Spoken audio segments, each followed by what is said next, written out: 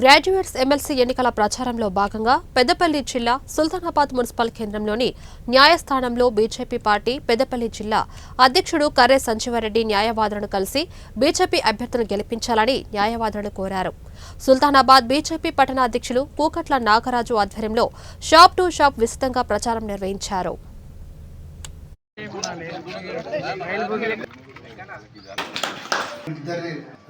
ఒకటే టికెట్ వాళ్ళు డిక్లేర్ చేసింది. టీఆర్ఎస్ అంతా ఉన్నది, కాంగ్రెస్ అంతా ఉన్నది. ఎవరైనా కానీ ఎడ్యుకేటెడ్ అంతా పీపుల్స్ అంతా బీజేపీ దేశం అంతా హిందూ ధర్మం న్యాయం కాదని చెప్పి మొత్తం కొట్లాడ జరుగుతూ ఉన్నది. రాబోయే రోజుల్లో హిందుత్వం మనం తీసుకోవాల్సిన అవసరం ఉన్నది. కనుక ఈ గ్రాడ్యుయేట్ ఎలక్షన్లో అంజిరెడ్డి గారిని అత్యధిక మేరకు గెలిపించాలని కోరుతూ ఉన్నదంటే నరేందర్ రెడ్డి గారు అంటే ఆయన ఎక్కడన్నా ఆయనకు 54 సంవత్సరాలు అయినాయి. 54 సంవత్సరాలకు 54 ఇన్స్టిట్యూట్ పెట్టిన ఆయన పెట్టి ఒక్కొక్క ఆయన దగ్గర మొత్తం 65,000 మంది స్టూడెంట్స్ ఉన్నారు. ఆయన దగ్గర అంతకుముందు 92,000 రూపాయలు ఫీజు తీసుకున్నాడు. ఎంఎస్సీ కాంటాక్ట్ చేస్తున్నాడు కాబట్టి 1,40,000 రూపాయలు ఫీజు ఉన్నది ఫస్ట్ ఇయర్ సెకండ్ ఇయర్.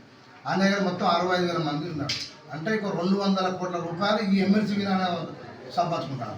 మరి ఆయన ఏమైనా గరీబులకి ఏమైనా ఫీజులు డొనేషన్ ఇచ్చిందా, ఆయన బర్గం ఇచ్చిందా, పుస్తకం కొనిచ్చిందా, బట్టలు కొనిచ్చిందా?